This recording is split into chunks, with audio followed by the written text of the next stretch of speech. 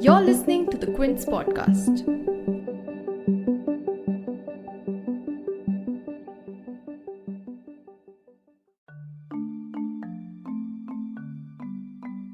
On 1st February, Finance Minister Nirmala Sitharaman tabled the union budget for the next financial year on the back of several challenges thrown up by the pandemic.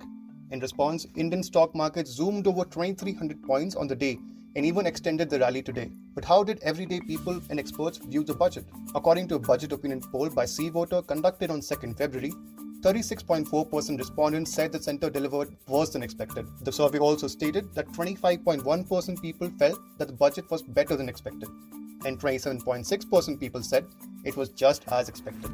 Experts noted the budget as bold, transparent, and a big gamble on the growth revival. Among key highlights were a sharp rise in fiscal deficit, emphasis on capital expenditure, privatisation of public sector banks, and primary focus on the health and wellness sector. However, digging deeper into the numbers, we noticed there's more than meets the eye. To understand the big hits and misses of the budget, and to break down the numbers further, in this episode, you'll hear from Dr. Ratin Roy, a leading economist and the director for the National Institute of Public Finance and Policy, Sanjay Pukalia, the editorial director for the Quint, and Saurabh Mukherjee, the founder of Marcellus Investment Managers. You're tuned in to The Big Story, the podcast where we dissect the headline-making news for you, and I'm your host, Himmat.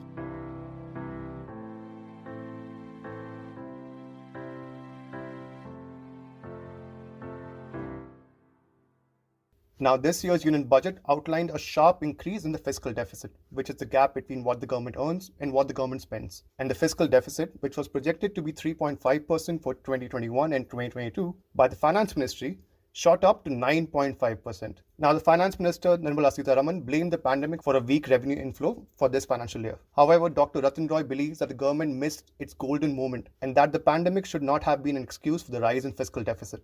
Well, what the budget reflects to me is that she has been very courageous, the finance minister, in doing two things. One, in making sure that she presents a very clear and transparent picture of the macro fiscal numbers in the budget speech. And that is very important because the budget speech is the official document on record. So the accountability is got only when you say something in the budget speech. Last year she did not. So she was not accountable for the numbers in that sense, either to Parliament or to history. Now she will be. She has presented a budget in which we have seen a fall in revenue, a rise in expenditure, and therefore a rise in the fiscal deficit. About 1/3 of the fall in revenue has happened not because there's been a fall in tax revenue, because what's happened is because of buoyant petroleum excise, the fall in income tax and GST has been almost completely compensated by the rise in petroleum excise. The curious thing is why privatisation receipts collapsed. This investment receipts. They have collapsed from an ambition of 2,25,000 crores to just 32,000 crores. Now, this is not pandemic related because the stock market was booming. Capital markets were booming. People didn't know where to put their money. This was the golden moment to get your act together and privatize. And the government of India, the finance ministry, failed miserably in this quest. As a consequence of which, only 2/3 of her borrowing has been used for expenditure, to increase expenditure, of which 8% for food subsidy, that is to feed people who otherwise would have got hungry during the lockdown. 10% have gone to Narega to give people basically wages that will allow them to subsist. So what you've seen is a budget last year that has provided for subsistence, but not for structural recovery at all, by no means. This talk about capital expenditure increases is just talk.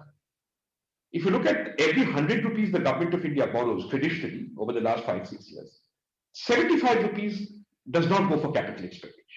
It goes to meet revenue expenditure commitments, interest on debt, salaries, subsidies, pensions, because our tax revenues and disinvestment is not even enough to cover our revenue expenditure. Only 25 paise in the rupee, or 25 rupees in 100 rupees, goes for capital expenditure. That's the norm. This year, that number is lower. It is less than 24 rupees. And next year, in her budget forecast, she just wants to bring it up to 25 rupees. So you have increased the fiscal deficit, but you have not changed the structure of public spending towards investment and capital expenditure. Therefore, this is not an investment-driven budget. This continues to be business as usual. This continues to be a budget where an increasingly fiscally stretched government of India is scrambling to find sources to keep its revenue expenditures going. The only extra and laudable thing they have done is they've averted mass hunger, they've averted mass suffering by putting money into food subsidies and Narega. That is all that has happened. In the budget, the government has changed the nature of expenditure and is planning to spend more on productive assets like national highways and railway corridors. These infrastructure development projects are also cleverly allocated in poll-bound states such as West Bengal, Tamil Nadu, Assam, and Kerala, which are headed to elections in the coming months. However, implementing these projects in these states in the given time frame may prove difficult and not have the immediate economic impact and the job creation which the government is aiming towards. Here is the Quint's editorial director Sanjay Pugalia explaining how these expenditures may not work in the centre's favour. The following audio is a bit noisy since it was recorded in a public space. This budget is very cleverly drafted. The government says that our top priority and the sole focus is on growth. Now you can't fight with it. But the critics of the budget, they are arguing, they are saying that we need jobs right away for the countrymen. We need to attack inequality, and we need to make sure that more and more people don't slip down to the below poverty level. So this is very important that without a lag, something is done for them. So government argues that the kind of infrastructure projects we are announcing and the implementation will start soon, it will create enough virtual cycle of economic activity that will take care of poverty, inequality and joblessness. That is the government argument. In India, we have always been discussing the problem is execution, the mammoth bureaucratic problem, and then we have poor state capacities. So we will have to wait and watch. But that is the key question, that how government is going to really execute what it has promised. If you notice, not only finance minister but later the prime minister also focused on the poll-bound states. Nirmala Sitharaman named those cities and states where we are going for elections like Tamil Nadu, Kerala, Assam, West Bengal, and Leh Ladakh also, because there will be assembly election at some point in time soon. So the whole focus was of this budget to communicate to the potential voters of these states that look, we are doing so much for you, so please vote for us. That is the underlying commentary or the effort by any political ruling establishment, and we can't quarrel with that. But the messaging was completely and clearly political. The other issue that is being talked about a lot is some steps on the reform side and privatization side. Government has announced a very aggressive plan to privatize 2 banks and 1 insurance company. Government has also announced a development finance institution. Again, the problem is how are they going to execute it, looking at the bureaucratic muddle that we live in. I think government knows all of this, and they have calculated one thing, which is that we are not going to do everything this year. It is a medium-term budget actually. So they are looking at showing something visibly happening on the ground for, say, certain things by UP election or certain things by the next Lok Sabha election. Another highlight from the budget is the privatization of 2 public sector banks, PSUs, and 1 general insurance company. This was also the first time when the word privatization has been mentioned in the budget, which may reflect the government's trust in the private sector. However, the revenue target from privatizing these public sector banks, which is Rs 1.7 lakh crore, does not necessarily require the sale of the banks and can be achieved through sale of other government assets. Saurabh Mukherjee weighs in. I don't doubt that the government will try their level best to expedite the privatization of a couple of PSU banks, but how exactly you and I as public investors can make money from it, I really am at a loss to understand. Furthermore, the 1.7 lakh crore target, if they push through a Concord sale, a BPCL sale, an Air India sale, an LIC IPO, to be honest, that itself will by and large take them to their 1.7 lakh crore target. So I'm not even sure that they need to, in some great panic, expedite PSU bank privatization. There's a SPV that they're going to create to buy land from PSUs.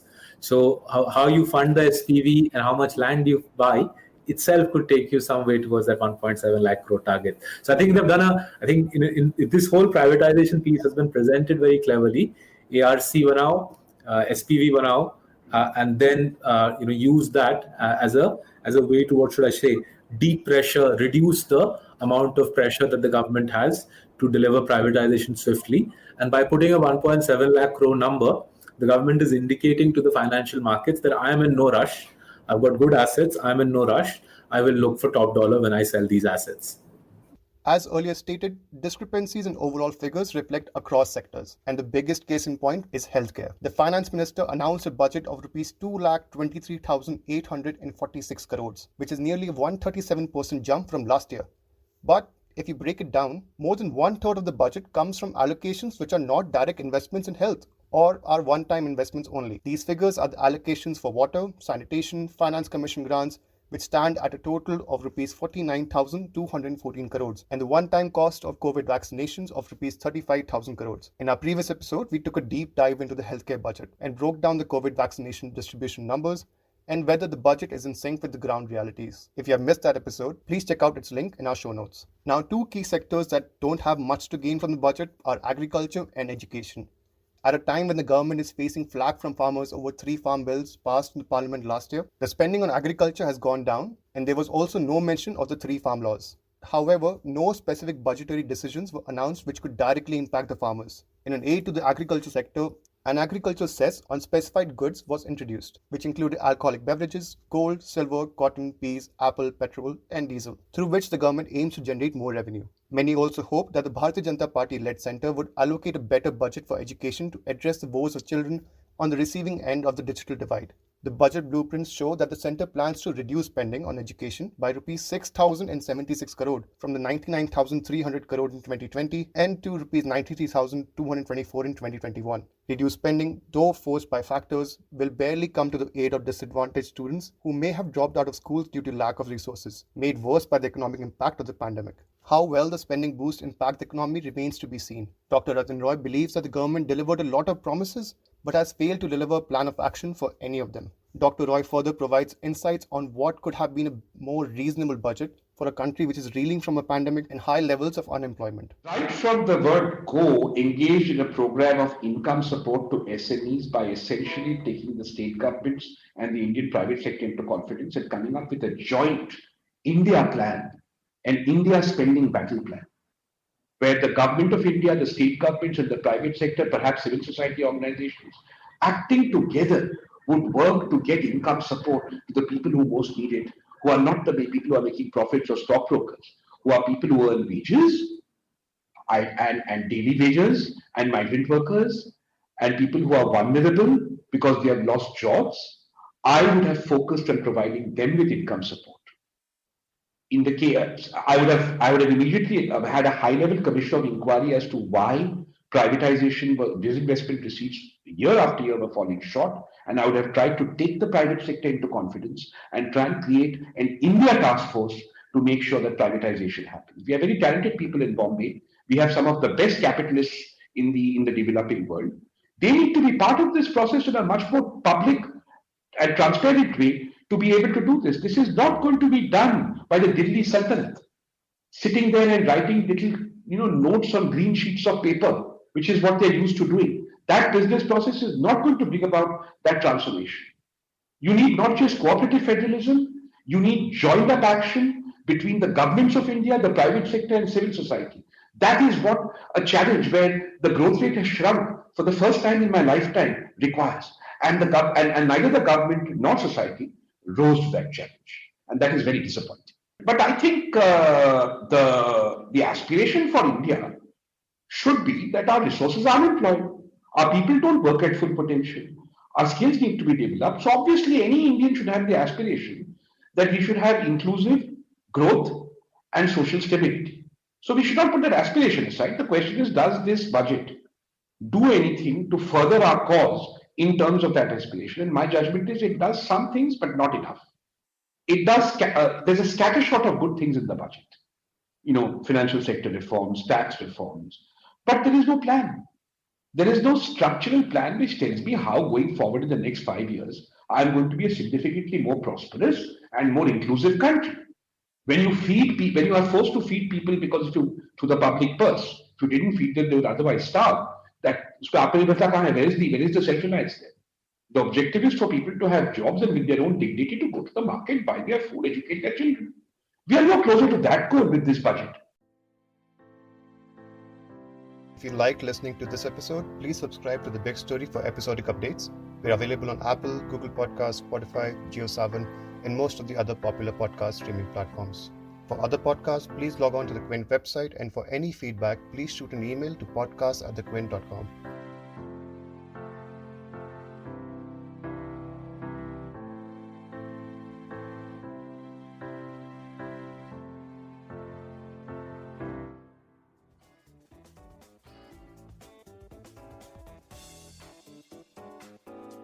Thanks for listening. Log on to the Quint's website and check out our other podcasts.